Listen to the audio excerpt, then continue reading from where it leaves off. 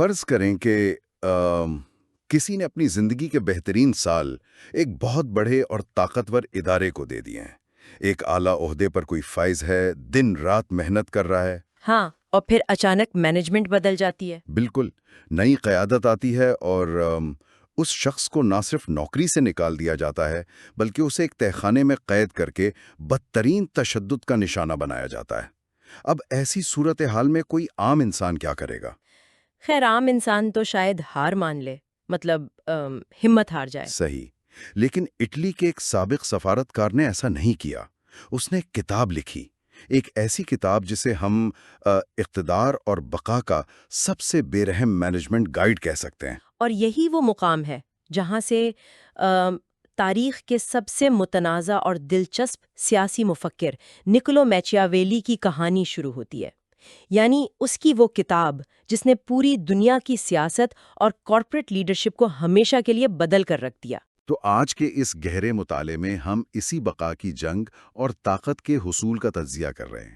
ہم pressbooks.com کی جانب سے فراہم کردہ میکیاویلی کی مشہور زمانہ کتاب دی پرنس کے پبلک ڈومین ایڈیشن کے ابتدائی حصوں کا جائزہ لیں گے۔ اور مزے کی بات یہ ہے کہ ہم اسے روایتی تاریخی انداز میں نہیں پڑھیں گے۔ ہاں بالکل نہیں، ہم اس کا ایک فورینسک اور تجزیاتی جائزہ لیں گے۔ ہم دیکھیں گے کہ 16ویں صدی کے یہ سیاسی اور عسکری اصول آج کے دور کے کسی ماڈرن بزنس ایگزیکٹو یا کارپوریٹ مینجمنٹ کے طالب علم کے لیے کیا معنی رکھتے ہیں۔ اچھا، اس سے پہلے کہ ہم مزید آگے بڑھیں، یہ واضح کرنا بہت ضروری ہے کہ اس گہرے مطالعے کا مقصد اس کتاب کا معروضی اور غیر جانبدارانہ تجزیہ کرنا ہے۔ صحیح۔ ہم یہاں کسی نظریے کو صحیح یا غلط ثابت نہیں کر رہے۔ یہ آڈیو پوڈ کاسٹ مصنوعی ذہانت کے ذریعے تخلیق کیا گیا ہے، لہٰذا کہیں کہیں جنس اور تلفظ میں غلطی ممکن ہے۔ پیش کردہ خیالات کسی خاص نظریے کی وکالت نہیں کرتے، یہ محض فہم و ادراک کا ایک آزاد سفر ہے۔ اگر آپ بھی اس جستجو میں ہمارے ہم سفر بننا چاہتے ہیں تو ہمارے چینل فکر کاسٹ کو لائک اور سبسکرائب کریں، بلکہ صرف یہ دیکھ رہے ہیں کہ اقتدار اور طاقت کا یہ میکانزم آخر کام کیسے کرتا ہے۔ یہ غیر جانبدارانہ زاویہ بہت اہم ہے کیونکہ تاریخ میں میکیاولی کو عموماً ایک ولن کے طور پر پیش کیا گیا ہے۔ بالکل، ایک مکار انسان کے طور پر، لیکن اگر ہم تاریخی حقائق کی روشنی میں اس کی تحریروں کا بغور جائزہ لیں تو ہمیں معلوم ہوتا ہے کہ وہ دراصل انسانی نفسیات کا ایک انتہائی گہرا تجزیہ کر رہا تھا۔ وہ جذباتی کہانیوں کے بجائے ٹھوس حقائق پر بات کر رہا تھا۔ تو چلیں اس کہانی کے پس منظر میں چلتے ہیں۔ وقت ہے 1469 کے بعد کا، مقام ہے فلورنس، اٹلی۔ میکیاولی کی زندگی کو ہم 3 حصوں میں دیکھ سکتے ہیں۔ صحیح۔ جب وہ جوان تھا تو فلورنس پر لورنزو دے میڈیچی کا راج تھا، جسے ایل میگنیفیکو یعنی شاندار کہا جاتا تھا۔ وہ ایک زبردست اور مستحکم دور تھا۔ پھر حالات بدلے، 1494 میں میڈیچی خاندان کا زوال ہوا اور فلورنس ایک ریپبلک یعنی جمہوریہ بن گیا۔ اور اس نئے نظام میں میکیاویلی کو سرکاری عہدہ ملا۔ اس نے بطور سیکریٹری اور سفیر پورے یورپ کے دورے کیے، بادشاہوں، نوابوں اور پوپ کے درباروں میں وقت گزارا۔ یعنی اس نے طاقت کو بہت قریب سے کام کرتے دیکھا۔ لیکن سیاست میں کچھ بھی مستقل نہیں ہوتا۔ 1512 میں پانسا پھر پلٹ گیا، میڈیچی خاندان واپس اقتدار میں آ گیا، اور جیسا کہ عموماً ہوتا ہے، پرانی حکومت کے وفاداروں کو نشانہ بنایا گیا۔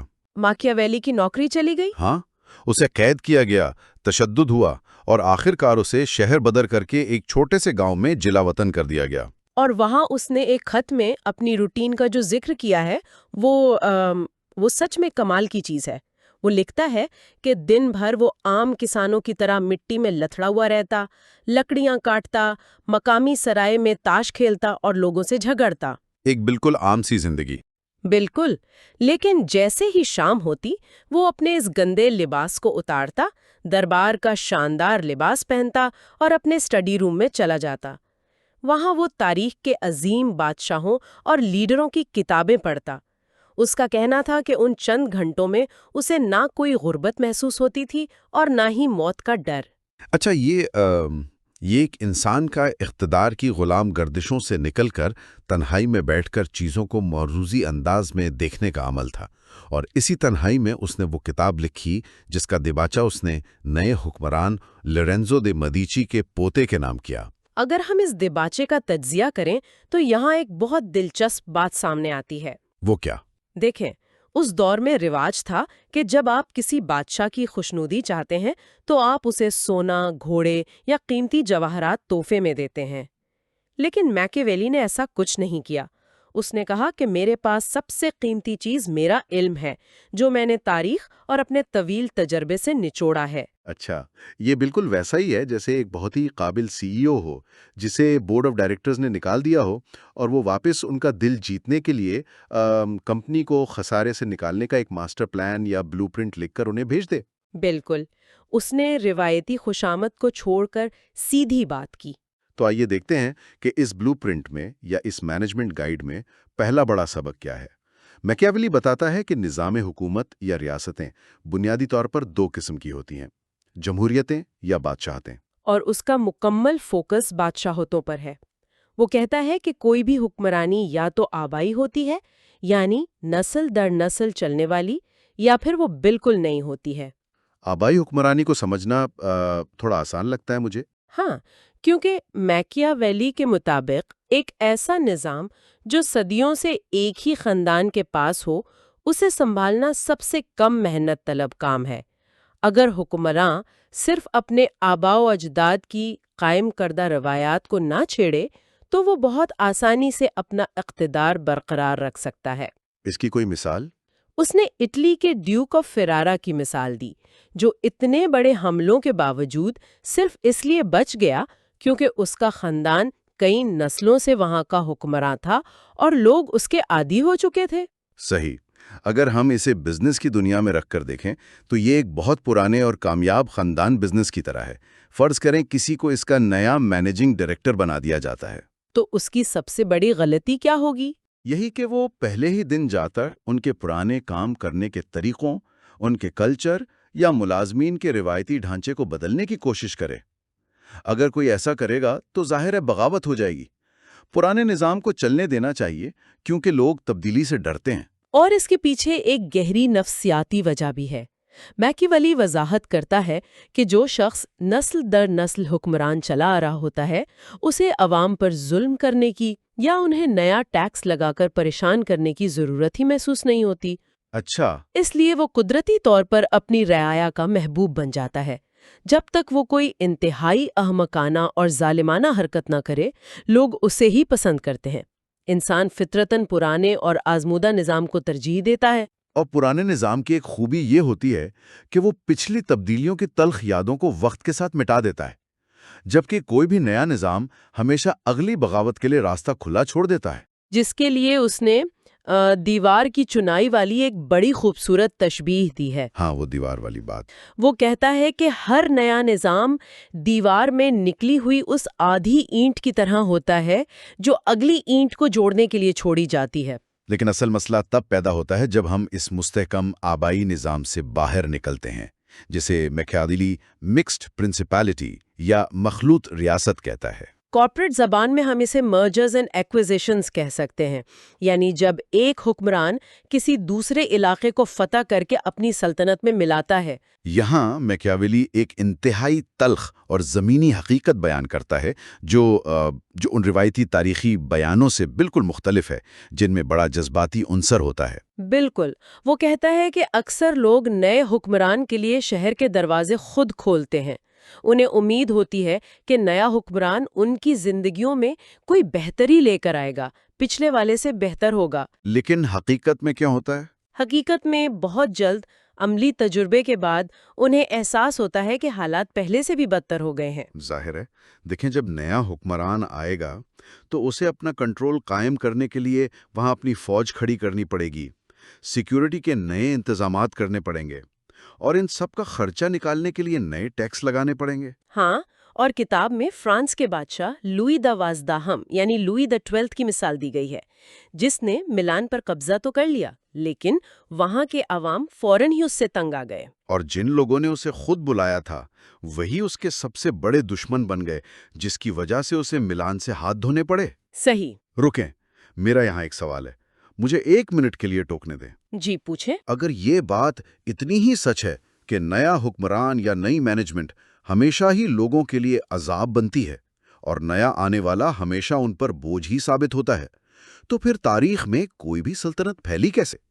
یا آج کی ماڈرن کارپوریٹ دنیا میں اتنے مرجرز اور انضمام کامیاب کیسے ہو جاتے ہیں؟ کیا لوگ ہر بار بغاوت نہیں کرتے؟ یہ ایک بہت ہی اہم سوال ہے اور میکیاویلی نے اس چیلنج کا ایک انتہائی عملی اور پریکٹیکل حل دیا ہے۔ وہ کہتا ہے کہ دیکھیں، ہر نئی ایکویزیشن ایک جیسی نہیں ہوتی۔ مطلب آپ کو یہ دیکھنا ہوتا ہے کہ جس نئے علاقے پر آپ قبضہ کر رہے ہیں، کیا اس کی ثقافت، زبان اور رسم و رواج آپ کے پرانے علاقے جیسے ہیں یا مختلف؟ اگر ثقافت اور زبان ایک جیسی ہے، جیسا کہ فرانس نے برگنڈی اور نارمنڈی کے ساتھ کیا، تو پھر انہیں سنبھالنا بہت آسان ہو جاتا ہے۔ اچھا، اور اس آسان کام کے لیے وہ 2 بنیادی اصول بتاتا ہے جو آج کے کسی بھی کارپوریٹ ٹیک اوور کا لازمی حصہ ہیں۔ وہ کیا ہے؟ پہلا اصول یہ ہے کہ پرانے حکمران کے خاندان کا مکمل صفایا کر دیں، یعنی پرانی کمپنی کی ٹاپ مینجمنٹ کو، ان کے سی ای اوز اور ڈائریکٹرز کو فوراً فارغ کر دیں، تاکہ پرانے ملازمین کو ان کے گرد جمع ہونے کا کوئی موقع ہی نہ ملے۔ اور دوسرا اصول یہ کہ پرانے قوانین اور ٹیکس کے نظام کو بالکل نہ چھیڑیں، عام ملازمین کے روزمرہ کے کام کرنے کے انداز کو جوں کا توں رہنے دے۔ اس طرح پرانی اور نئی کمپنی بہت جلد ایک جان ہو جائیں گی۔ یہ تو آسان حالاتوں کی بات ہو گئی، مگر اصل بحران تب آتا ہے جب جس علاقے کو آپ فتح کر رہے ہیں اس کی زبان، ثقافت اور رسم و رواج آپ سے بالکل مختلف ہوں۔ جب نظام میں کوئی قدرتی ہم آہنگی نہ ہو۔ بالکل۔ میکیاویلی کے نزدیک اسے سنبھالنے کے لیے بے پناہ محنت، غیر معمولی صلاحیت اور خوش قسمتی کی ضرورت ہوتی ہے، اور اس کا سب سے بہترین اور آزمودہ حل یہ ہے کہ حکمران اپنا دارالخلافہ چھوڑے اور خود جا کر اس نئے علاقے میں رہائش اختیار کرے، جیسا کہ ترکوں نے یونان کے ساتھ کیا تھا۔ اگر باس خود موقع پر موجود ہے تو وہ معاملات کو قابو میں رکھ سکتا ہے۔ ہاں، کیونکہ اگر لیڈر موقع پر موجود ہو تو وہ مسائل کو جنم لیتے ہی دیکھ سکتا ہے اور انہیں فوراً حل کر سکتا ہے۔ اگر وہ دور بیٹھا رہے گا تو اسے تبھی خبر ملے گی جب بغاوت یا مسئلہ اتنا بڑا ہو چکا ہوگا کہ اسے سنبھالنا ناممکن ہو جائے۔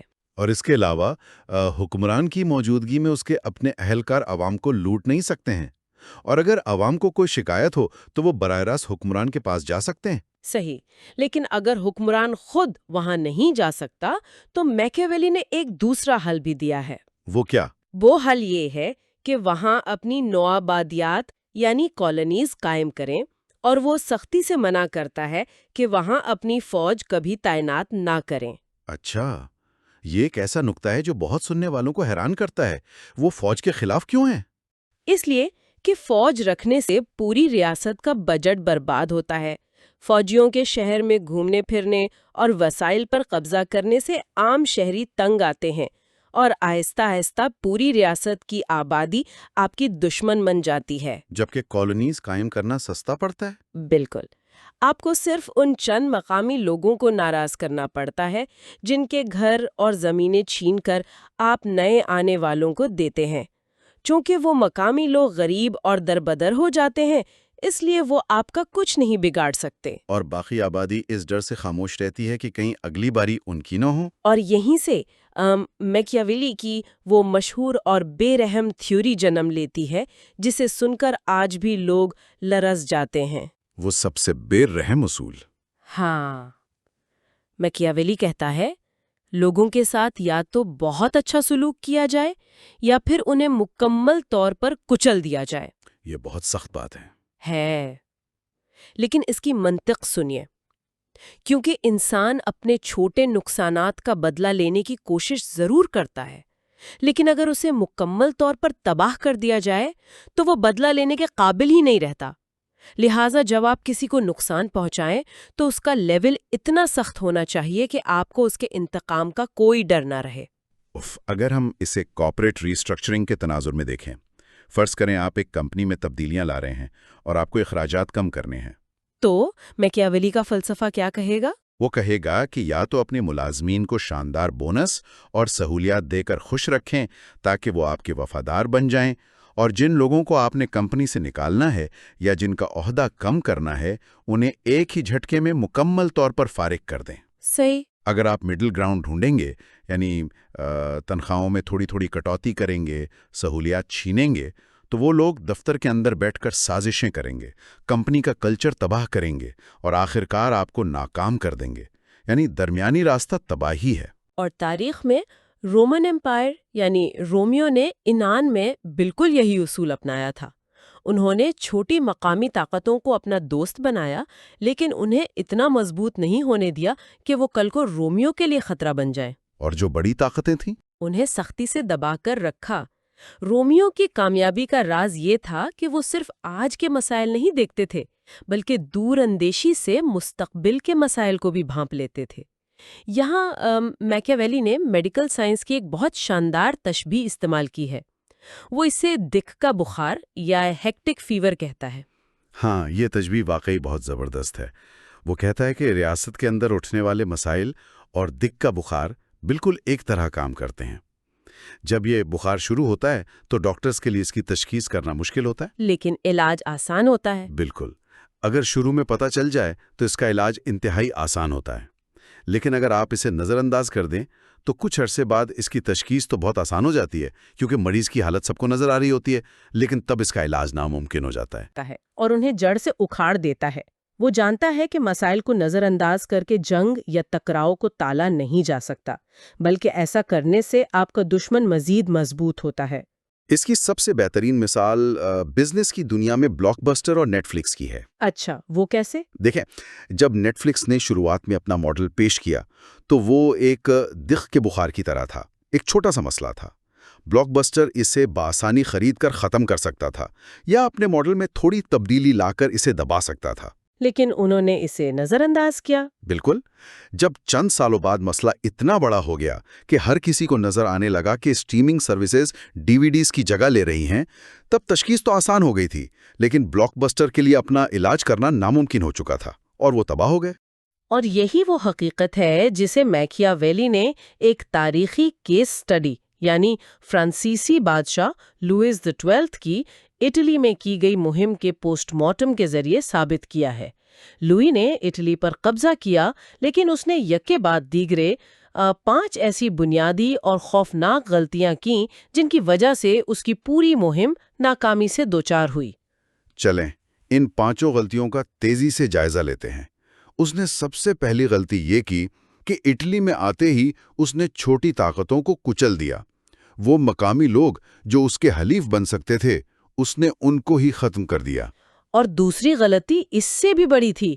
اس نے ایک طاقتور ادارے یعنی چرچ اور پوپ الیگزینڈر کو مزید مضبوط کر دیا۔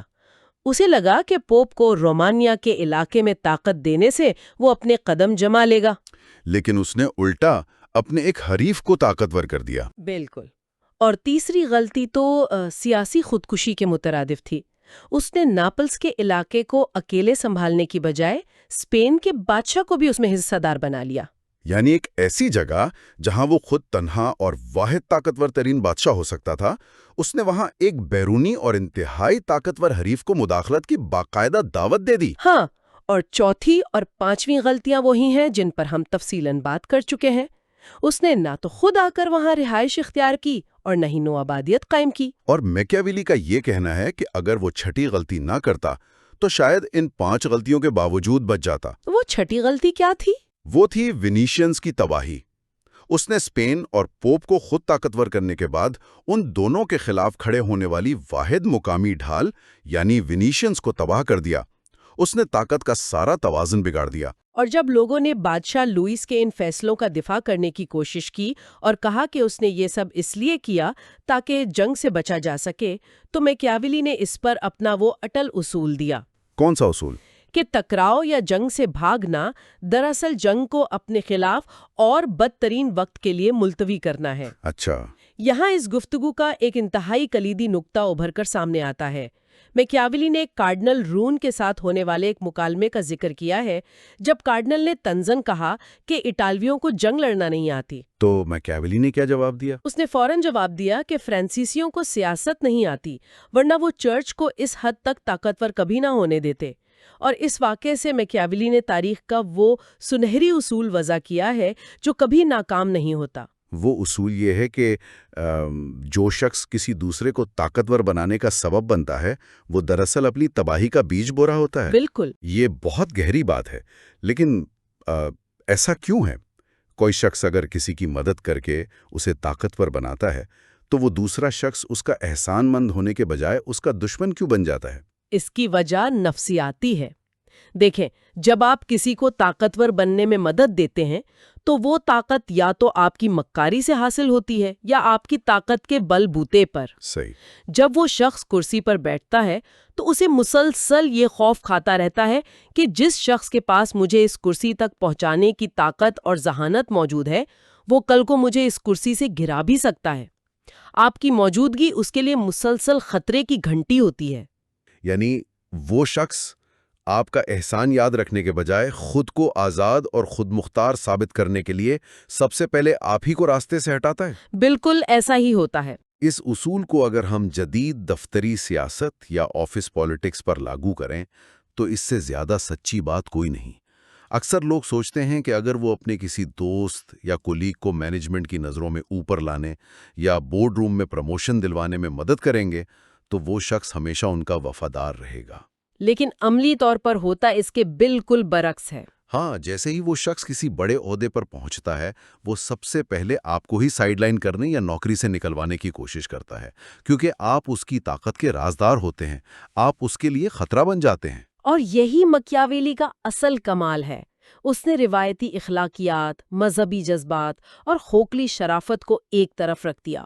اس نے طاقت، انضمام اور بقا کی ایسی سرد مہر حقیقتوں کو عیاں کیا جو انسانی فطرت کے عین مطابق ہیں۔ صحیح کہا آپ نے۔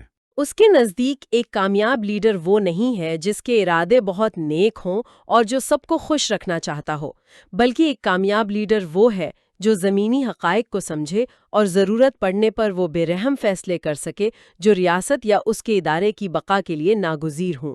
تو آج کے اس گہرے مطالعے کو سمیٹتے ہوئے ہم کہہ سکتے ہیں کہ دی پرنس کے یہ ابتدائی ابواب ہمیں بتاتے ہیں کہ تبدیلی ہمیشہ مزاحمت کو جنم دیتی ہے۔ پرانے نظام کو نئے نظام میں ضم کرنے کے لیے صرف اچھے ارادے کافی نہیں ہوتے، بلکہ پچھلی جڑوں کو اکھاڑنا پڑتا ہے۔ اور مسائل کا علاج تبھی ممکن ہے جب آپ ان کے چھوٹے ہونے پر ہی ان کا گلا گھونٹ دیں، اور سب سے اہم بات، کسی دوسرے شخص یا طاقت پر اندھا بھروسہ کر کے اسے اپنے سے بڑا بنانا اپنی موت کو دعوت دینے کے مترادف ہے۔ حتمی اور فکر انگیز سوال چھوڑنا چاہتا ہوں، اس پر ضرور غور کیجیے گا۔ اگر نکولو میکیاویلی کی یہ 15ویں اور 16ویں صدی کی خون آلود سفارتی چالیں اور باقائے کی یہ بے رحم اصول آج کے اس نام نہاد مہذب اور ماڈرن کارپوریٹ کلچر میں بھی اتنے ہی سچے اور مؤثر ثابت ہوتے ہیں، تو کیا اس کا مطلب یہ ہے کہ پچھلے 500 سالوں میں انسانی تہذیب، ہمارے سوچنے کے انداز اور ہماری طاقت کی ہوس میں ذرہ برابر بھی کوئی تبدیلی نہیں آئی؟ یہ تو بہت گہرا سوال ہے۔ کیا ہم آج بھی اندر سے وہی قرون وسطیٰ کے لڑاکے اور سازشی ہیں؟ بس فرق صرف اتنا ہے کہ اب ہمارے ہاتھوں میں تلواروں اور ڈھالوں کی جگہ لیپ ٹاپس اور سمارٹ فونز آ گئے ہیں۔ اس سوال پر سوچئے گا۔ آج کے لیے اتنا ہی۔ ذرا ایک لمحے کے لیے اس منظر کا تصور کریں۔ فرض کریں دنیا کی تاریخ کی سب سے بڑی اور طاقتور ترین سلطنت کو محض چند سالوں کے اندر فتح کر لیا جاتا ہے۔ اور یہ کوئی چھوٹی بات نہیں تھی۔ بالکل۔ اور پھر ہوتا یہ ہے کہ وہ فاتح اچانک موت کے منہ میں چلا جاتا ہے۔ تو مطلب منطقی طور پر اگر ہم سوچیں تو اس کا نتیجہ کیا نکلنا چاہیے؟ یہی نہ کہ سب کچھ بکھر جائے گا۔ ہاں، یعنی وہ نئی اور وسیع سلطنت راتوں رات ٹوٹ پھوٹ کا شکار ہو جائے گی، ہر طرف بغاوتیں ہوں گی اور مقامی لوگ اپنی آزادی واپس چھیننے کے لیے اٹھ کھڑے ہوں گے۔ جو کہ عام طور پر ہوتا ہے۔ بالکل، لیکن حیرت انگیز طور پر ایسا کچھ نہیں ہوتا۔ مطلب جب سکندر اعظم نے دارا کی عظیم فارسی سلطنت کو فتح کیا اور اس کے بعد وہ اچانک وفات پا گیا تو اس کی سلطنت مقامی لوگوں کی بغاوت سے نہیں ٹوٹی۔ یہ تاریخ کا ایک بہت بڑا سوالیہ نشان ہے۔ صحیح۔ اور آج کے اس گہرے تجزیے میں ہم محض تاریخی واقعات کو کسی کہانی کی طرح نہیں دہرائیں گے، بلکہ اس بات کی ایک فورینزک جانچ کریں گے کہ تاریخ کے ان بڑے واقعات کے پیچھے طاقت اور حکمرانی کی کون سی بے رحم سائنس کام کر رہی تھی۔ یہ تجزیہ خاص طور پر ان سیکھنے والوں اور طلباء کے لیے ہے جو سیاسیات کے بنیادی اصولوں کو پہلی بار سمجھنا چاہتے ہیں۔ ہاں، اور یہ معمے صدیوں تک سیاسی مفکرین کو الجھاتے رہے ہیں۔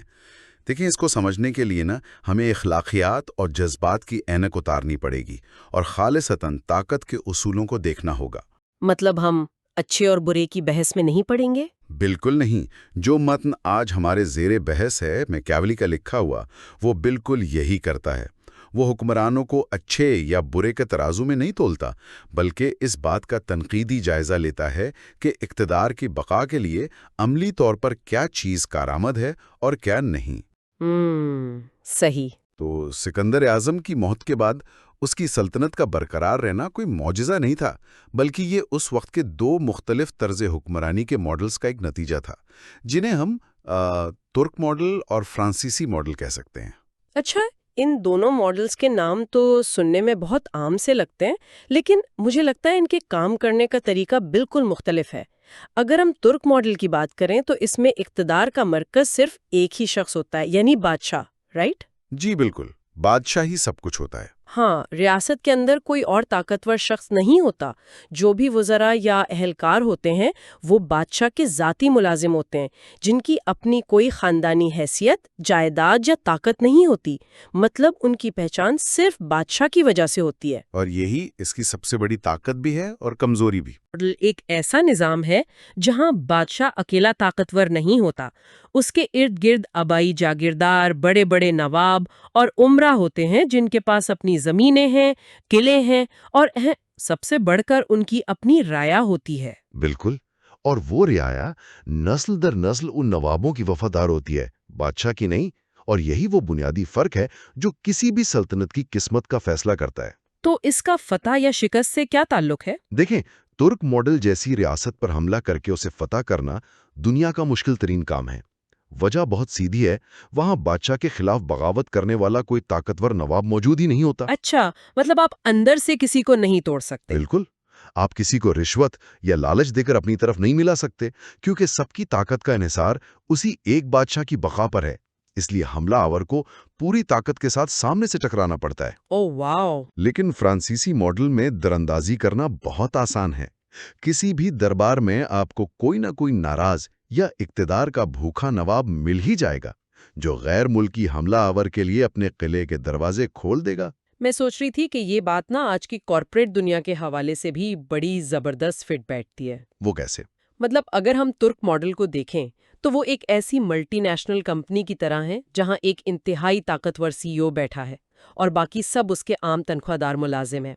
اگر کوئی دوسری کمپنی اس پر قبضہ کرنا چاہے تو اسے سیدھا اس سی ای او سے مقابلہ کرنا ہوگا۔ ہاں، یہ تشبیہ بہت عمدہ ہے۔ اور فرانسیسی ماڈل ایک فرینچائز بزنس کی طرح ہے، جہاں ہر فرینچائز کے مالک کی اپنی ایک الگ پہچان ہے، اپنے گاہک ہیں۔ کوئی بھی حریف کمپنی کسی ایک فرینچائز کے مالک کو بہتر منافع کا لالچ دے کر بآسانی اسے اپنے ساتھ ملا سکتی ہے۔ بالکل ایسا ہی ہے۔ اور اس تشبیہ کو ذرا مزید آگے بڑھائیں تو ایک کارپوریٹ سی ای او اپنے کسی بھی مینیجر کو جب چاہے نوکری سے نکال سکتا ہے، لیکن اگر ایک بادشاہ فرانسیسی ماڈل کے تحت اپنے کسی نواب کو ہٹانے کی کوشش کرے تو وہ نواب خاموشی سے گھر نہیں جائے گا۔ ہرگز نہیں، وہ ایک خونی خانہ جنگی شروع کر دے گا۔ اور یہی وجہ ہے کہ فرانسیسی ماڈل والی ریاست کو فتح کرنا جتنا آسان ہے اسے برقرار رکھنا اتنا ہی خوفناک خواب ہے۔ یعنی جو نواب آج آپ کے ساتھ مل کر پرانے بادشاہ کو ہٹا رہے ہیں، کل آپ کے خلاف بھی کھڑے ہو سکتے ہیں۔ 100%۔ آپ کی فتح کے بعد انہیں مطمئن کرنا ناممکن ہو جائے گا۔ جب ان کے مفادات کو ٹھیس پہنچے گی تو وہی نواب کسی اور کے ساتھ مل کر آپ کا تختہ الٹ دیں گے۔ اس کے برعکس ترک ماڈل میں جب ایک بار حملہ آور پرانے بادشاہ کی فوج کو کچل دے تو باقی ریاست کو سنبھالنا انتہائی آسان ہو جاتا ہے، کیونکہ عوام کی وفاداری کسی مقامی نواب کے ساتھ ہوتی ہی نہیں۔ بالکل۔ تو اس منطق کی روشنی میں جو اہم نقطہ سامنے آتا ہے وہ یہ ہے کہ دارا کی فارسی سلطنت دراصل ترک ماڈل کی ایک بہترین مثال تھی۔ وہاں کوئی خود مختار جاگیردار نہیں تھے جو بغاوت کرتے۔ اچھا، تو اسی لیے سکندر کے جانشینوں نے فتح کے بعد اسے اتنی آسانی سے سنبھال لیا۔ مطلب جو لڑائیاں بعد میں ہوئیں وہ عوام یا مقامی نوابوں کی بغاوت کا نتیجہ نہیں تھی، بلکہ وہ تو سکندر کے اپنے ہی جنرلوں کے درمیان اقتدار کی کھینچا تانی تھی۔ بالکل صحیح۔ اچھا، یہ تو ہوئی بادشاہتوں کی بات، لیکن یہاں ایک اور سوچنے پر مجبور کرنے والا سوال پیدا ہوتا ہے۔ اگر کوئی حملہ آور ایک ایسے خطے کو فتح کر لے جہاں کے لوگوں نے کبھی بادشاہ دیکھے ہی نہ ہو، مطلب آزاد شہر؟ ہاں، ایک ایسا معاشرہ جو نسلوں سے اپنی آزادی اور جمہوری قوانین کے تحت جینے کا عادی ہو، وہاں تو یہ ترک اور فرانسیسی دونوں ماڈلز ناکام ہو جائیں گے نا۔ وہاں اقتدار کیسے قائم کیا جا سکتا ہے؟ دیکھیں، یہ طاقت کے کھیل کا سب سے نازک مرحلہ ہے۔ جب کوئی فاتح کسی آزاد شہر پر قبضہ کرتا ہے تو پرانے متن کی فورینزک جانچ ہمیں بتاتی ہے کہ وہاں اقتدار قائم رکھنے کے صرف 3 طریقے ہو سکتے ہیں۔ اچھا، پہلا، اس شہر کو مکمل طور پر تباہ و برباد کر دیا جائے۔ دوسرا، فاتح اپنی فوج کے ساتھ خود وہاں جا کے آباد ہو جائے۔ اور تیسرا طریقہ یہ ہے کہ ان لوگوں کو ان کے پرانے قوانین کے تحت جینے دیا جائے، ان سے بھاری ٹیکس وصول کیا جائے اور وہیں کے مقامی لوگوں پر مشتمل ایک کٹ پتلی حکومت قائم کر دی جائے۔ جو ہر حال میں فاتح کی وفادار رہے۔ بالکل۔ اب تاریخ بتاتی ہے کہ اسپارٹا والوں نے جب ایتھنز جیسے آزاد شہر کو فتح کیا تو انہوں نے تیسرا طریقہ اپنایا۔ ایتھنز کو آزاد چھوڑ دیا اور کٹ پتلی حکومت بنا دی۔ نتیجہ کیا نکلا؟ وہ بہت جلد ایتھنز سے ہاتھ دھو بیٹھے۔ لیکن رومیو نے اس سے بالکل مختلف راستہ چنا تھا، ہے نا؟ جی، رومیو کا طریقہ بہت مختلف تھا۔ انہوں نے کارتھیج اور کیپوا جیسے شہروں کو جب فتح کیا تو انہیں لفظی طور پر زمین بوس کر دیا، مطلب مکمل تباہی۔ یہ سن کر ہی رونگٹے کھڑے ہو جاتے ہیں۔ کیا واقعی کسی آزاد قوم پر قابو پانے کے لیے شہروں کو جلا کر راکھ کر دینا ہی واحد محفوظ راستہ ہے؟ یہ تو بہت ہی انتہائی قدم ہے۔ یقیناً یہ ظالمانہ قدم ہے، لیکن ہمیں یاد رکھنا ہوگا کہ اس متن میں اخلاقیات کا کوئی عمل دخل نہیں ہے۔ یہ خالصتاً سیاسی بقا کی بات ہے۔ نفسیات کا اصول یہ ہے کہ جو قومیں آزادی کا ذائقہ چکھ لیتی ہیں نا، وہ اسے کبھی نہیں بھولتی۔ آزادی ایک ایسے خاموش وائرس کی طرح ہوتی ہے جو نسلوں تک زندہ رہتا ہے۔ متن میں پیسا کے شہر کی بڑی حیرت انگیز مثال ہے۔ وہ کیا مثال ہے؟ پیسا فلورنس کی غلامی میں چلا گیا تھا، لیکن پورے 100 سال گزرنے کے بعد بھی جب انہیں ذرا سا موقع ملا تو آزادی کا نعرہ دوبارہ گونج اٹھا اور انہوں نے بغاوت کر دی۔ 100 سال بعد بھی؟ واہ! جی، اس کا مطلب یہ ہے کہ اگر کسی آزاد شہر کو تباہ نہ کیا جائے اور فاتح وہاں خود بھی نہ رہیں تو وہ قوم ہر قیمت پر بغاوت کرے گی۔ ان کے ذہنوں سے آزادی کی یاد مٹائی نہیں جا سکتی۔ تو اس بات کا سب سے اہم نقطہ یہی ہے کہ آزاد قومیں اپنی آزادی کو کبھی نہیں بھولتی۔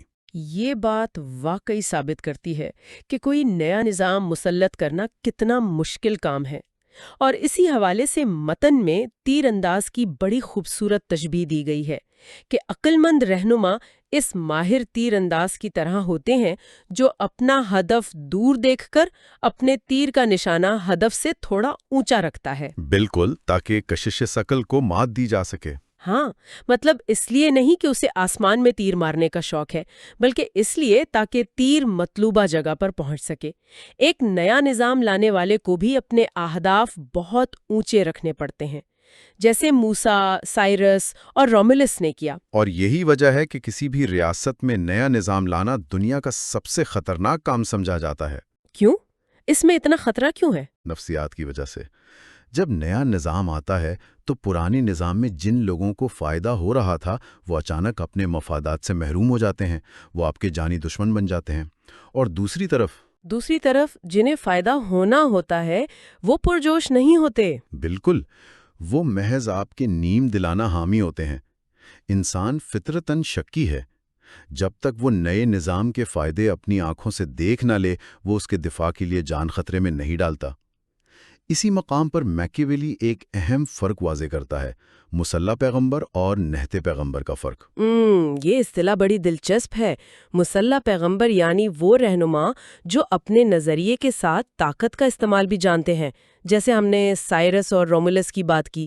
لیکن نہتے پیغمبر سے مراد کون لوگ ہیں؟ نہتے پیغمبر وہ ہیں جو صرف اپنی کرشماتی شخصیت اور باتوں سے معاشرے کو بدلنا چاہتے ہیں۔ ساونارولا کی مثال اسی زمرے میں آتی ہے۔ وہ ایک مذہبی رہنما تھا جس نے فلورنس میں نیا نظام لانے کی کوشش کی۔ اچھا، تو وہ ناکام رہا؟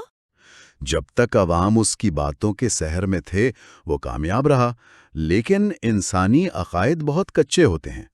جیسے ہی لوگوں کا اس پر یقین اٹھا، ساونارولا کے پاس فوجی طاقت نہیں تھی کہ وہ لوگوں کو زبردستی اپنے نظام کا پابند رکھ سکے، اور اس کا انجام بہت برا ہوا۔ تو مطلب طاقت کا استعمال ضروری ہے؟ جی، اس کا نقطہ یہی ہے کہ نئے نظام کی کامیابی کے لیے طاقت کا استعمال ناگزیر ہے، صرف نظریات کافی نہیں ہوتے۔ صحیح۔ اچھا، چونکہ ہم نے ذاتی قابلیت اور طاقت کی بات کی، تو یہ بحث ہمیں اقتدار کی ایک اور شکل کی طرف لے جاتی ہے۔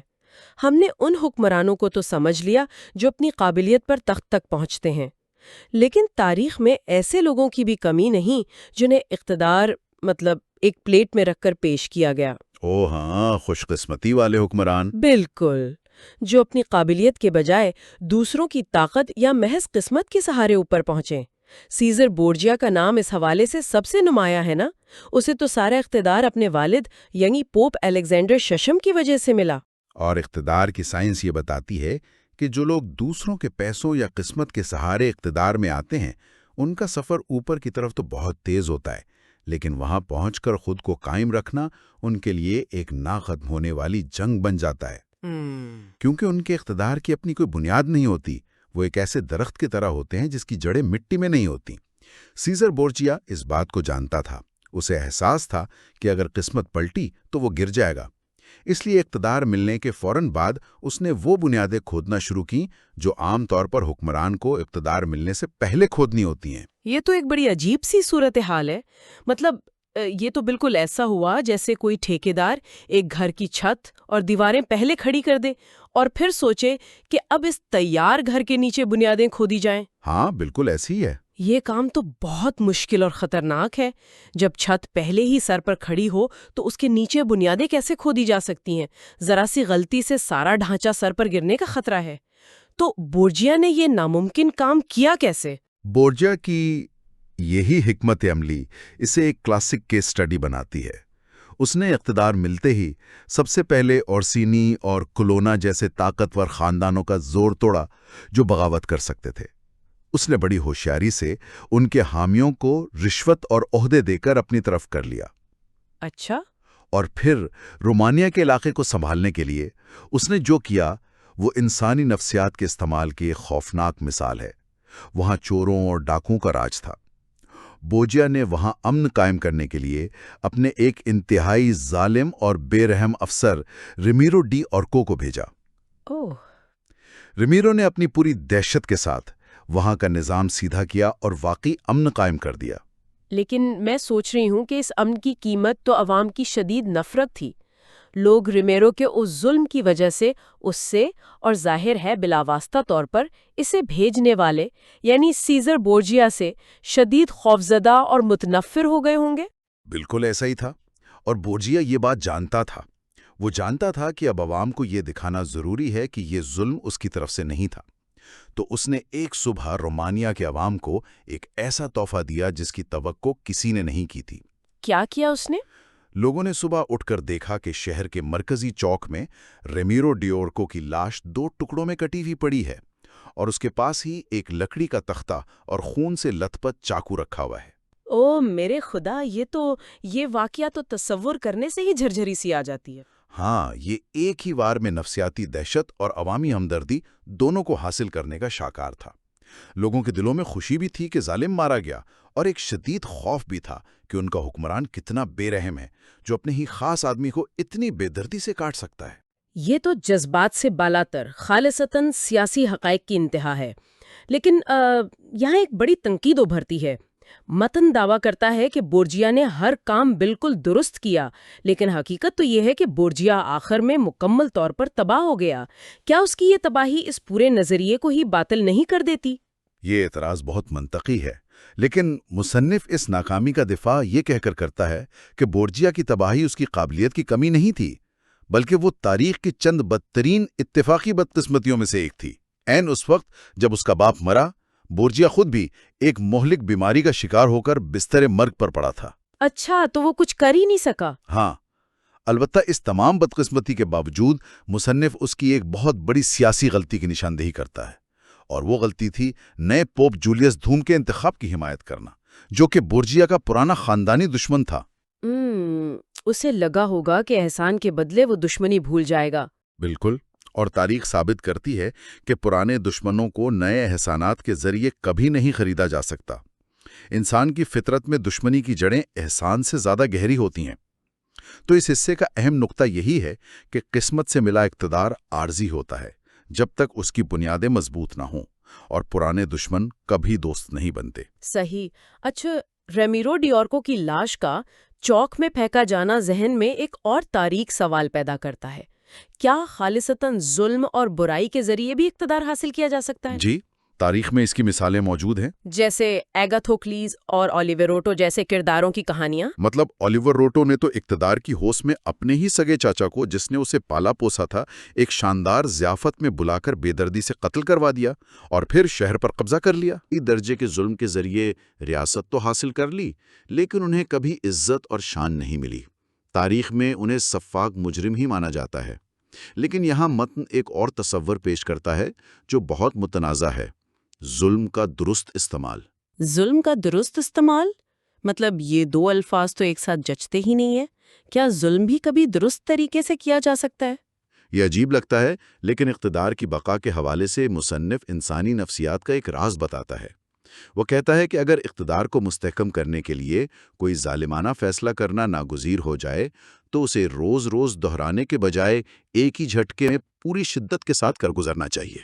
अच्छा, ताकि एक ही बार में काम खत्म हो जाए। बिल्कुल। अगर आप एक ही बार में अपने तमाम मुखालिफिन को कुचल देंगे तो शुरू में शदीद सदमा तो होगा, लेकिन इंसान हैरत अंगेज तौर पर सदमों को भूल जाने का आदी होता है। कुछ अरसे बाद लोग हालात को कबूल कर लेंगे। लेकिन अगर रोज़ थोड़ा थोड़ा जुल्म किया जाए तो अवाम हमेशा एक मुसलसल खौफ और गुस्से की कैफियत में रहेंगे। उनके दिलों में मुस्तकिल नफरत बैठ जाएगी। इसके मुकाबले में एहसानात और फ़ायदे हमेशा आहिस्ता आहिस्ता, कतरा कतरा करके देने चाहिए, ताकि आवाम की याददाश्त में उनका जायका ज़्यादा देर तक ताज़ा रहे। ये बात सुनने में इंतहाई सफाकाना है, लेकिन नफ्सियाती तौर पर बिल्कुल सच्चाई पर मबनी मालूम होती है। इंसान एक बड़े सदमे से उभर सकता है, लेकिन रोज़मर्रा का खौफ उसे पागल कर देता है। बिल्कुल। और इसी नफ्सियात के तहत वो तस्वुर उभरता है जिसे सोल प्रिंसिपालिटी कहते हैं, जहाँ कोई हुक्मरान तलवार के जोर पर नहीं बल्कि शहर के उमरा या अवाम की मर्जी से तख्त पर बैठता है।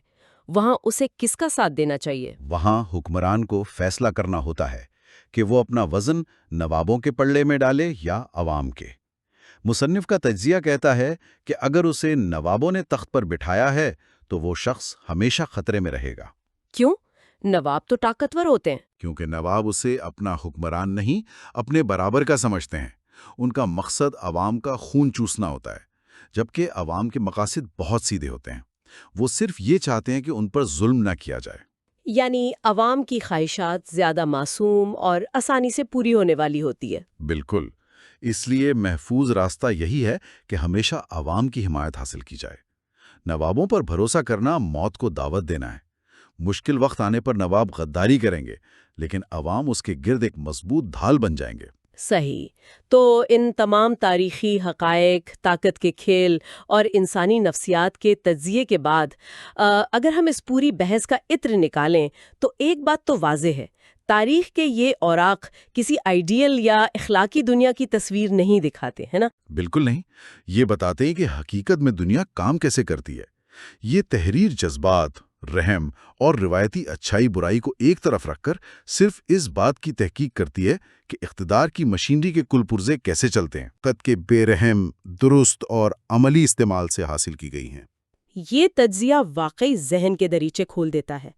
इस तमाम गुफ्तगू के इख्तिताम पर एक ऐसा सवाल है जो हम सबको सोचने पर मजबूर कर देता है। आज की इस जदीद दुनिया में जब हम ये सदियों पुराने सियासी नजरियात पढ़ते हैं तो क्या हमारे इर्द गिर्द का मंजरनामा वाकई बदल गया है? ये बहुत अहम सवाल है। जरा आज की आलमी सियासत, बड़ी कारपोरेट कंपनियों और रहनुमाओं की तरफ देखें। क्या आज भी एलीट क्लास और आम आवाम के दरमियान तवाज़ुन कायम करने के लिए बिल्कुल वही पुरानी नफ्सियात इस्तेमाल नहीं की जा रही? क्या आज भी आवाम पर सख्त माशी फैसले यकमुश्त मुसल्लत नहीं किए जाते और फिर रिलीफ के नाम पर कतरा कतरा फायदे देकर उनकी हमदर्दी हासिल करने की कोशिश नहीं की जाती? बिल्कुल ऐसा ही होता नजर आता है। शक्ल और कपड़े बदल गए हैं। اقتدار کی اصل نفسیات آج بھی وہی ہے جو صدیوں پہلے تھی۔ یہ واقعی ایک گہری سوچ کا مقام ہے۔ آج کے اس تفصیلی جائزے میں اتنا ہی۔ تاریخ میں ایک وقت ایسا بھی تھا جب ایک طاقتور حکمران نے روماگنا کے علاقے میں امن قائم کرنے کی ٹھانی۔ اور وہ علاقہ تو ویسے بھی طویل عرصے سے لاقانونیت اور جرائم کا گڑھ بنا ہوا تھا۔ بالکل۔ تو اس نے امن لانے کے لیے کیا کیا؟ اس نے اپنے ہی ایک انتہائی ظالم کمانڈر کو وہاں بھیج دیا، اور اس کمانڈر نے بے پناہ سختی سے اس علاقے کو کنٹرول کیا۔ ہاں، لیکن پھر جب عوام اس کمانڈر کے ظلم سے تنگ آ گئے تو اس حکمران نے ایک بڑا عجیب فیصلہ کیا۔ جی، اس نے ایک صبح اسی کمانڈر کو چوک کے بیچوں بیچ 2 حصوں میں کٹوا گیا۔ واقعی یہ سن کے ہی رونگٹے کھڑے ہو جاتے ہیں۔ اور وہاں کے لوگ، یعنی وہ عوام، اس ہولناک منظر پر بے وقت خوفزدہ بھی تھے اور مطمئن بھی۔ اس ایک صفاقانہ اقدام نے وہ کام کر دیا جو سالوں کی رحم دلی اور اخلاقی درس نہیں کر سکے تھے۔ علاقے میں مکمل امن قائم ہو گیا۔ یہ واقعہ دراصل ہماری اس پوری بحث کا نچوڑ ہے کہ کس طرح زمینی حقائق اخلاقی نظریات سے بالکل مختلف ہوتے ہیں۔ صحیح۔ اور اسی لیے ہمارے آج کے اس گہرائی پر مبنی تجزیے میں ہم معروف سیاسی مفکر میکیاولی کی مشہور کتاب کے ابواب 10 سے 17 کا ایک طرح سے فورینزک تجزیہ کر رہے ہیں۔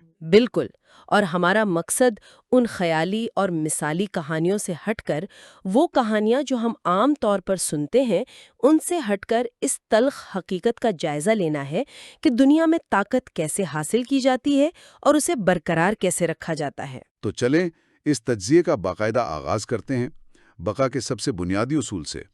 ایک ریاست، یا اگر آج کے دور کی بات کریں تو کسی بھی بڑے ادارے کو زندہ رہنے کے لیے سب سے پہلے کس چیز کی ضرورت ہوتی ہے؟ متن کے مطابق اس کا انحصار اس بات پر ہے کہ آیا آپ اپنے بل بوتے پر کھڑے ہو سکتے ہیں یا نہیں۔ یعنی کہ آپ کے پاس اتنی طاقت، افرادی قوت یا وسائل ہیں کہ کھلے میدان میں دشمن کا مقابلہ کر سکیں۔ جی، اور اگر یہ صلاحیت نہیں ہے تو دفاع کا دوسرا طریقہ قلعہ بندی ہے۔ جرمنی کے شہروں کی مثال اس متن میں دی گئی ہے جو اس کی بہترین عکاسی کرتی ہے۔ ہاں، وہ شہر جو مکمل آزاد ہیں اور ان کے گرد خندقیں اور مضبوط دیواریں ہیں۔ اور سب سے اہم بات، ان کے پاس ہمیشہ 1 سال کا راشن اور ایندھن ذخیرہ ہوتا ہے۔ دیکھیے، یہ صرف اینٹ اور پتھر کا دفاع نہیں ہے، بلکہ یہ معاشی اور نفسیاتی دفاع کی ایک منظم شکل ہے۔ میں بھی یہی سوچ رہا تھا، اگر ہم اس خندق اور راشن کے تصور کو ذرا جدید دنیا میں لائیں تو یہ بالکل ایسا ہے جیسے کسی کارپوریٹ کمپنی کے پاس مارکیٹ کے اچانک کریش ہونے سے نمٹنے کے لیے 1 سال کا کیش ریزرو موجود ہو۔ بالکل صحیح تشبیہ دی۔ جب آپ کے پاس 1 سال کا مکمل وسائل کا ذخیرہ ہو تو آپ ہمراہ آور کے لیے ایک ڈراؤنا خواب بن جاتے ہیں، کیونکہ وہ جانتا ہے کہ ایک طویل محاصرے میں پھنسنے والا ہے۔ جی، یہاں طاقت کا مطلب صرف فوج نہیں، بلکہ وہ بنیادی ڈھانچہ ہے جو آپ کو بیرونی دباؤ کے سامنے جھکنے سے بچاتا ہے۔ اچھا، لیکن اس میں کلیسائی ریاستوں کا بھی ذکر تھا نا؟ ہاں، وہ ایک استثناء ہے۔ مذہبی ریاستیں جیسے پوپ الیگزینڈر ششم کا دور، وہ قدیم مذہبی روایات پر کھڑی ہوتی ہیں، اس لیے انہیں اتنی قلعہ بندی کی ضرورت نہیں ہوتی۔ ان کا دفاع انسانی عقل سے زیادہ عقیدت پر چلتا ہے۔ ٹھیک ہے، لیکن قلعہ بندی پر میرے ذہن میں ایک پیچیدہ سوال ابھرتا ہے۔ فرض کریں شہر کے اندر تو 1 سال کا راشن موجود ہے، شہر محفوظ ہے، لیکن شہر کے باہر رہنے والے عوام کی جائیدادیں، ان کی فصلیں تو کھلے میدان میں ہیں نا؟ بالکل، وہ تو باہر ہی ہوں گی۔ تو جب دشمن آ کر ان فصلوں کو آگ لگائے گا تو کیا وہ عوام 1 سال تک اپنے گھروں کو جلتا دیکھ کر اپنے ہی حکمران کے خلاف بغاوت نہیں کر دیں گے؟ یہ تو کسی کی بھی نفسیات کو توڑ سکتا ہے۔ بغاوت کا یہ خطرہ بظاہر بہت منطقی لگتا ہے، لیکن متن یہاں انسانی نفسیات کے ایک حیران کن پہلو سے پردہ اٹھاتا ہے۔ بغاوت تب ہوتی ہے جب عوام کو لگتا ہے کہ ان کا نقصان رہنما کی کمزوری سے ہوا ہے۔ اچھا، تو ایک ہوشیار رہنما کیا کرتا ہے؟ وہ اس صورتحال کو ایک نفسیاتی ہتھیار بنا لیتا ہے۔ جب باہر فصلیں جل رہی ہوتی ہیں تو رہنما عوام کو یقین دلاتا ہے کہ یہ قربانی ناگزیر ہے، لیکن اصل گیم یہ ہے کہ جب عوام کے گھر تباہ ہو جاتے ہیں تو وہ حقیقت میں اپنے رہنما کے اور زیادہ محتاج ہو جاتے ہیں۔ کیونکہ ان کی واپسی کی کوئی جگہ نہیں بچتی۔ بالکل، وہ اس رہنما کے احسان تلے دب جاتے ہیں جو انہیں شہر کے دیواروں کے اندر پناہ دے رہا ہے۔ انسان فطرتاً اس کا وفادار ہو جاتا ہے، جو اسے قربانی دیتا ہے اور جو اسے تحفظ دیتا ہے۔ واہ، تو باہر کا معاشی نقصان اندر کی سیاسی وفاداری میں بدل گیا۔ یہ دیواریں صرف پتھر کا کام نہیں کر رہی، ایک نیا رشتہ بھی بنا رہی ہیں۔ جی بالکل ایسا ہی ہے۔ لیکن دیکھیں، اگر دیواریں آپ کو بچا بھی لیں تو ان دیواروں پر لڑنے کے لیے لوگوں کی تو ضرورت پڑے گی نا۔ یہیں سے ہم کرائے کے فوجیوں یعنی مرسنریز والی بات پر آتے ہیں۔ متن کرائے کے فوجیوں اور غیر ملکی امدادی فوج کا بہت سختی سے رد کرتا ہے۔ انہیں بے وفا اور لالچی کہا گیا ہے۔ لیکن کیوں؟ کیا یہ کوئی اخلاقی برائی ہے؟ نہیں، یہ خالصتاً معاشی ہے۔ کرائے کے فوجی کا واحد محرک اس کی تنخواہ ہے۔ لیکن جب موت سامنے ہو تو کوئی تنخواہ اتنی بڑی نہیں ہوتی کہ بندہ کسی اور کے شہر کے لیے اپنی جان دے دے۔ یہ بات تو ہے۔ امن میں یہ ریاست کو لوٹتے ہیں اور جنگ میں بھاگ جاتے ہیں۔ اٹلی کی تباہی کی سب سے بڑی وجہ یہی کرائے کی فوجیں تھیں۔ ہاں، فرانسسکو سفورزا کی مثال تھی نا اس میں۔ جی، وہ ایک کرائے کا کمانڈر تھا۔ ملان کے لوگوں نے اسے اپنا دفاع کرنے کے لیے رکھا، اور اس نے کیا کیا؟ اسی نے ملان پر قبضہ کر کے اپنے آقا ان کو ہی نکال باہر کر دیا۔ لیکن ایک بات بتائیں، آج کے دور میں تو ہم ایک مکمل آؤٹ سورسنگ کلچر میں جی رہے ہیں۔ ہر بڑی کمپنی اپنے اہم کام آئی ٹی سے لے کر سیکیورٹی تک بیرونی کنسلٹنٹس کو دے دیتی ہے۔ تو کیا اپنی بنیادی طاقت کو آؤٹ سورس کرنا واقعی اتنی بڑی غلطی ہے؟ دیکھیں، جب بات بنیادی طاقت اور وجود کی ہو تو تاریخی شواہد چیخ چیخ کر کہتے ہیں کہ آؤٹ سورسنگ خودکشی ہے۔ واقعی؟ جی، متن کہتا ہے کہ غیر ملکی امدادی فوج کرائے کے فوجیوں سے بھی زیادہ خطرناک ہے۔ اگر وہ ہار جائے تو آپ ختم، اور اگر وہ جیت جائے تو آپ فاتح نہیں بنتے، آپ ان کے قیدی بن جاتے ہیں۔ یعنی دونوں صورتوں میں آپ کا کنٹرول گیا۔ بالکل۔ توریت کی ایک شاندار مثال ہے اس میں۔ جب داؤد غولیت سے لڑنے جا رہے تھے تو بادشاہ سول نے انہیں اپنا شاہی زرہ بختر دیا۔ اور داؤد نے اسے پہننے سے انکار کر دیا۔ ہاں، کیونکہ وہ مستعار لی گئی طاقت تھی۔ سیزر بورجیا نے بھی یہی سیکھا۔ شروع میں اس نے فرانسیسیوں کی مدد لی، لیکن بے وفائی دیکھ کر انہیں ہٹا دیا اور اپنی مقامی فوج کھڑی کی۔ حقیقی سلامتی صرف اپنے وفادار لوگوں پر انحصار کرنے میں ہے۔ مستعار لی گئی طاقت بالآخر آپ کو اپنا ہی غلام بنا دیتی ہے۔ تو چلے اب فرض کرتے ہیں کہ ایک رہنما نے اپنی مقامی فوج تیار کر لی ہے۔ اب اس رہنما کی ذہنی حالت کیسی ہونی چاہیے؟ باب 14 کہتا ہے کہ قیادت، خاص طور پر جنگی قیادت، کوئی پارٹ ٹائم کام نہیں ہے۔ یعنی اسے ہر وقت یہی سوچنا ہے؟ جی، آمن کے وقت میں تو اسے اور بھی زیادہ مشق کرنی چاہیے۔ فلوپی مومن نامی رہنما کی مثال ہے، جو آمن میں دوستوں کے ساتھ سفر کرتے ہوئے بھی مسلسل جنگی حکمت عملیوں پر بحث کرتا تھا۔ کہ اگر دشمن اس پہاڑ پر ہو تو ہم کیا کریں گے؟ بالکل، اور اگر پیچھے ہٹنا پڑے تو کیسے ہٹیں گے؟ لیکن میرا ایک سوال ہے، یہ ہر وقت جنگ اور بحران کے بارے میں سوچنا، یہ مسلسل چوکسی، کیا یہ ایک لیڈر کو ذہنی طور پر تھکا نہیں دے گا؟ جیسے کہ ایک سی ای او ہر وقت مارکیٹ کریش ہونے کے بارے میں سوچتا رہے تو وہ تو برن آؤٹ ہو جائے گا۔ یہ ایک عام غلط فہمی ہے۔ فلوپی مومن جو کر رہا تھا وہ ذہنی دباؤ نہیں لے رہا تھا، وہ دراصل ویریبلز کو ختم کرنے کی منظم مشق کر رہا تھا۔ اچھا، پیش کی تیاری؟ ہاں، جب آپ امن کے وقت میں تباہی کی پلاننگ کر لیتے ہیں تو جنگ کے وقت کوئی صورتحال آپ کے لیے اچانک نہیں ہوتی۔ یہ مسلز کی ٹریننگ ہے۔ عظیم رہنماؤں نے یہی کیا۔ سکندر اعظم اور جولیس سیزر کی طرح؟ جی، سکندر نے ایکلیز کا مطالعہ کیا، سیزر نے سکندر کا۔ جغرافیہ سمجھنا، تاریخ پڑھنا، یہ سب اس لیے ہے کہ بحران آئے تو سوچنے میں وقت ضائع نہ ہو۔ یہ تیاری لیڈر کو سکون دیتی ہے، تھکاوٹ نہیں۔ یعنی حیرت کے عنصر کو ہی ختم کر دو، جو کہ بحران میں سب سے زیادہ تباہ کن ہوتا ہے۔ تو چلیں عسکری حکمت عملی سے اب عوامی ساخت کی طرف آتے ہیں۔ ایک رہنما کو عوام میں کیسا دکھنا چاہیے؟ یہ ایک بہت اہم پہلو ہے۔ روایتی طور پر تو ہم یہی سنتے ہیں کہ لوگ سخی اور فراخ دل باس کو پسند کرتے ہیں۔ سخاوت بہت بڑی خوبی ہے، لیکن متن یہاں ایک بہت غیر روایتی موقف اختیار کرتا ہے۔ بالکل، متن سخاوت کے شوق کو ایک جال قرار دیتا ہے۔ ہاں کہ اگر آپ سخی بننا چاہتے ہیں تو پیسہ اڑانا پڑے گا، خزانہ خالی ہوگا تو عوام پر ٹیکس لگیں گے اور وہی عوام آپ سے نفرت کرنے لگیں گے۔ اس سے بہتر ہے بندہ کنجوس کہلائے۔ لیکن آج کی پی آر کی دنیا میں یہ کیسے کام کرے گا؟ دیکھیے، یہیں پر اخلاقی کہانیوں اور حقائق کا تصادم ہے۔ ریاستی سطح پر سخاوت کا اصل میکانزم کیا ہے؟ جب کوئی رہنما سخی بنتا ہے تو وہ صرف چند درباریوں کو نواز رہا ہوتا ہے۔ اور اس کی قیمت عام عوام ادا کرتے ہیں ٹیکس کی شکل میں۔ بالکل۔ تو سچی اور دیر پا سخاوت یہ ہے کہ اکثریت کو ٹیکس کے بوجھ سے محفوظ رکھا جائے۔ پوپ جیلس دوم اور اسپین کے بادشاہ نے یہی کیا۔ اپنی ظاہری کنجوسی سے خزانہ بھرا۔ ہاں، اور جب جنگ آئی تو عوام پر نیا بوجھ ڈالے بغیر جیت لی۔ جذبات کے بجائے ریاضاتی اصولوں پر خرچ کرنا ہی اصل قیادت ہے۔ البتہ ایک چیز ہے، وہ کیا؟ اگر آپ نے دشمن کا مال لوٹا ہے تو اسے بانٹنے میں مکمل سخی بنے، کیونکہ وہ آپ کا پیسہ نہیں ہے۔ کیا کمال کی تفریق ہے، اپنے پیسے پر کنجوسی اور لوٹے ہوئے مال پر سخاوت۔